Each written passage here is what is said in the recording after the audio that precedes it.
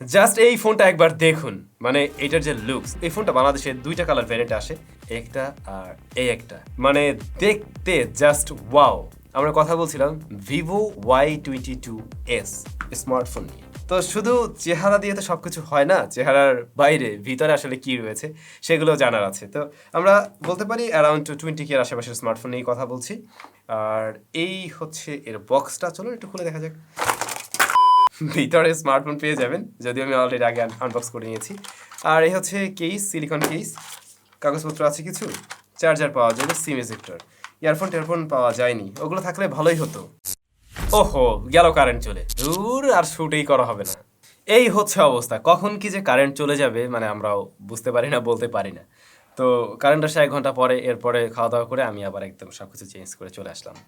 যাই হোক, তো এই স্মার্টফোনটার ডিজাইনটা আপনারা দেখুন। ডিজাইনের দিক থেকে অবশ্যই কিন্তু সুন্দর, এটা একদম বক্সি শেপের, রেয়ার প্যানেলের ডিজাইনটা সেটাও সুন্দর, তবে এটা কিন্তু গ্লাস না, এটা প্লাস্টিকেই তৈরি, যদিও গ্লাসের মতোই একটা ফিল দিতে পারে। দুটো কালারই দুটোই সুন্দর। মেয়েদের হাতে আমার মনে হয় একটু কালারফুল যেটা, এটা বেশি ভালো লাগবে। আর ছেলেদের হাতে হয়তো, মানে এটা আসলে আমি জাস্ট বললাম, আপনার পছন্দ নিশ্চয়ই আলাদাও হতে পারে। আপনার যেটা ভালো লাগবে অবশ্যই সেটাই চয়েস করবেন। প্রয়োজনীয় পোর্টস অ্যান্ড বাটন সবকিছু কিন্তু আমরা এতে পেয়ে গেছি। Even USB type C port রয়েছে, এর জন্য ধন্যবাদ। আর ফিঙ্গারপ্রিন্ট স্ক্যানারটা সেটা সাইড মাউন্টেড, যা মোটামুটি একুরেট, বাট কিছুটা অ্যানিমেশন ডিলে আছে। হ্যাঁ, প্রত্যেকবারই আমি লক্ষ্য করছিলাম একটু অ্যানিমেশন ডিলে আছে, কিন্তু এটা একুরেটলি কাজ করে। এই প্রাইস পয়েন্ট থেকে বডি ফ্রেম, রেয়ারের ডিজাইন নিয়ে আমি সন্তুষ্ট আছি। বাট যদি ডিসপ্লে সেকশনে আসি, সেখানে আমরা দেখতে পাই 6.55 ইঞ্চ একটি এইচডি প্লাস রেজলিউশনের আইপিএস এলসিডি প্যানেল রয়েছে, যা রেগুলার রিফ্রেশের। এর পিপিআই 270, এবং উপরে দেখছি আমরা একটি ওয়াটার ড্রপ নস, যা এই যুগের সাথে একেবারেই বেমানান। ইভেন এইচডি প্লাস রেজলিউশন সেটাও মেনে নেওয়া যায় না। আসলে এই মোবাইলটা মোটেই 10, 12, 13 হাজারের ফোন না, এটা অ্যারাউন্ড 20K স্মার্টফোন। তো আমাদের এক্সপেকটেশন সেরকম থাকবে, বা 20,000 টাকার একটা ফোন থেকে তো আমরা ফুল এইচডি প্লাস 90 ইয়ার্স আশা করতে পারি, সেই সাথে পাঁচল কাট আউট, এই বিষয়গুলো আমরা আশা করবো, সেটাই স্বাভাবিক। তো এই স্মার্টফোনের ডিসপ্লে সেকশন যা অফার করছে তাতে আমি কিছুটা অসন্তুষ্টই। বাট যদি কোয়ালিটি নিয়ে বলতে যাই, ডিসপ্লেটা টাচ রেসপন্স ভালো, ডিসপ্লেটা কালারফুল, হ্যাঁ কালারফুল, কিন্তু আমার মনে হয় আইপিএস হিসেবে আরেকটু কালার দিতে পারতো, আরেকটু ভাইব্রেন্ট হলে এই আইপিএস ডিসপ্লেটাই দেখতে ভালো লাগতো। আবার এর ব্রাইটনেস ইনডোর ইভেন আউটডোরে শ্যাডোরেতেও ঠিক আছে, কিন্তু ডিরেক্ট সানলাইটে কম মনে হতে পারে আপনাদের কাছে।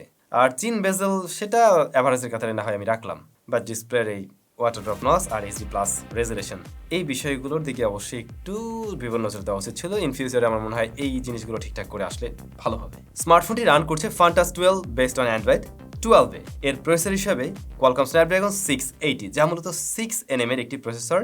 আর এর গ্রাফিক্স সিস্টেমকে পাওয়ার করছে অ্যাড্রিনো 610, ইহা 6/128GB ভ্যারিয়েন্টের। বাই দ্য ওয়ে, এতে ডেডিকেটেড সিম কার্ড স্লট রয়েছে। তো এই ধরনের ফোনগুলোতে ডেডিকেটেড সিম কার্ড স্লট থাকাটা অবশ্যই জরুরি।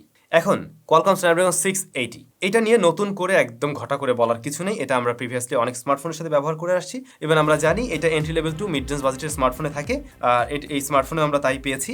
এবং এইটার রেগুলার পারফরমেন্স সেটা নিয়ে আমি সন্তুষ্ট আছি। যে কোনো অ্যাপ ওপেন ক্লোজ, বা আমরা যে ধরনের কাজগুলো করে থাকি, লাইক সোশ্যাল মিডিয়া ব্রাউজিং, তারপরে হয়তো আপনি টুকটাক বিভিন্ন ডকুমেন্টেশনের কাজবাজ করছেন, এই কাজগুলো কিন্তু ইজিলি করা যাচ্ছিল এই স্মার্টফোনে। ইভেন ছোটোখাটো গেমগুলো আপনি প্লে করতে পারবেন। বাট আপনি যদি মনে করে থাকেন এই স্মার্টফোন দিয়ে আপনি একদম উড়াধুরা পাবজি খেলবেন, সেই বিষয়টা হবে না, বা সেই ফিলটা পাবেন না। আর আমার যা মনে হয়, ভিভোর এই ওয়াই সিরিজ বা এই স্মার্টফোনগুলো টার্গেটেড কাস্টমার গেমার না, তারা টার্গেট করে যাদের একটা সুন্দর স্মার্টফোন দরকার, যাদের একটু ক্যামেরার দিকে বা ফ্রন্ট ফেসিং ক্যামেরার দিকে বিশেষ করে গুরুত্ব থাকে, তাদেরকে টার্গেট করে, এবং তারা মোটামুটি একটা রেগুলার পারফরমেন্সে সন্তুষ্ট, তো তাদেরকে টার্গেট করেই তৈরি করা। তো আমরা কিন্তু সেরকম পারফরমেন্স পেয়েছি। মাল্টিটাস্কিংয়ে এটা ভালো রেজাল্ট করছে, ঠিক আছে, বাট গেমিংয়ের ক্ষেত্রে আমি যেটা বললাম, আপনি যদি বেসিক গেমার হয়ে থাকেন, টুকটাক গেমিং করেন, দেন এটা ঠিক আছে। ইভেন আপনি যদি ফ্রি ফায়ার খেলে থাকেন, এই স্মার্টফোনটা কিন্তু একটা মোটামুটি ভালো রেজাল্টই দিতে পারবে। বাট আপনি যদি আবার পাবজি লাভার হয়ে থাকেন, বা একটু ভারী গেমগুলো প্লে করতে চান, তাহলে এই ডিভাইসটা গেমিংয়ের জন্য আপনার জন্য ভালো হচ্ছে না। রেয়ারে দুটি সেন্সর রয়েছে, 50 মেগাপিক্সেল মেইন শুটার, পাশাপাশি 2 মেগাপিক্সেল একটি ম্যাক্রো শুটার, আর ফ্রন্ট ফেসিং ক্যামেরায় 8 মেগাপিক্সেলের শুটার। স্মার্টফোনটি দিয়ে ভিডিও রেকর্ড করা যাবে সর্বোচ্চ 1080p 30fps এ। তো মেইন ক্যামেরার ছবি নিয়ে যদি ফার্স্টে বলতে যাই, আমরা ডে লাইটে বা একদম প্রপার লাইটিং কন্ডিশনে ভালো শার্পনেস ডিটেল ধরে রাখতে দেখছিলাম।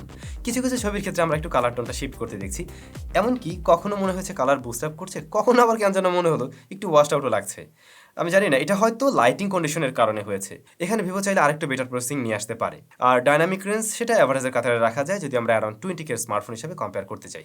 শ্যাডো বা লো লাইট একটু কন্ট্রাস্টিং হতে লক্ষ্য করা যায়, সেই সাথে অবশ্যই গ্রেইনের দেখাও পাবেন। আর ছবিগুলো তখন একটু সফট মনে হয়। দিনের বেলা যতটা ডিটেইল যতটা শার্প মনে হয়েছে তার তুলনায় লো লাইটে একটু সফট করে ফেলছিল। বাট হ্যাঁ, লো লাইটের ছবিও ইউজাবল। মেইন ক্যামেরা নিয়ে যা আছে তাতে মোটামুটি সন্তুষ্ট থাকার মতো, কিন্তু দেখুন এর পাশাপাশি একটা আলট্রাওয়াইড থাকলে ক্ষতি কি ছিল।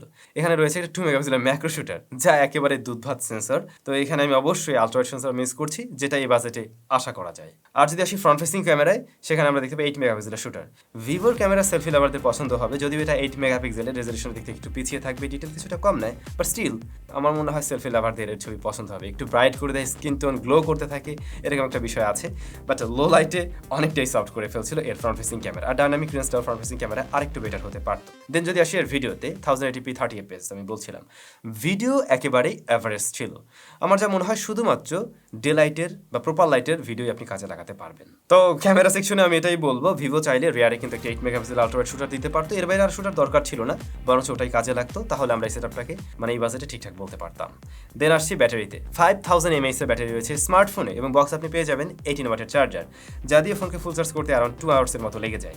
এবং চার্জ, হ্যাঁ, ব্যাটারি ব্যাকআপ খুবই ভালো পেয়েছি। এখানে যে প্রসেসরটা সেটা আবার 6nm এর। তো আপনার যদি এমনটা হয়, যেটা আমি বারবার বলে আসছিলাম, যে আপনি একেবারে রেগুলার ইউজার, সুন্দর একটি স্মার্টফোন দরকার, ফ্রন্ট ফেসিং ক্যামেরা ভালো দরকার, এবং অবশ্যই ব্যাটারি ব্যাকআপ থাকা চাই অনেক বেশি, তাহলে এই ডিভাইসটা আপনি চয়েস করবেন।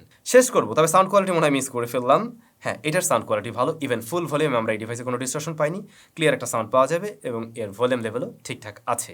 আর থাকলো নেটওয়ার্কের বিষয়, আমরা সিম এবং ওয়াইফাই বোথ কানেকশনই ব্যবহার করে দেখছিলাম, সেগুলোতে একদমই ঠিকঠাক রেজাল্ট পেয়েছি। তো যা বলার তো বলেই দিলাম, কারা কিনবেন কারা কিনবেন না। তারপরে সব মিলে ভিভো চাইলে এটার প্রাইস আরেকটু কম রাখতে পারতো, অথবা যা প্রাইস রাখলো সেই প্রাইস পয়েন্ট থেকে যে বিষয়গুলো কমতি পেয়েছি এগুলো দিয়ে দিলেই চলতো। তো ভাই ব্রাদার, আপনাদের কাছে বা কেমন লাগলো এই ডিভাইস অবশ্যই কমেন্ট করে জানাবেন। অনেকেই বলেন স্যাম ভাই আপনি ভিভো ফোনের রিভিউ খুব একটা দেন না, এই যে দিয়ে দিলাম। কিন্তু আবারও নিশ্চয়ই নতুন কোনো ভিডিওতে দেখা হবে। ভালো থাকুন, সুস্থ থাকুন।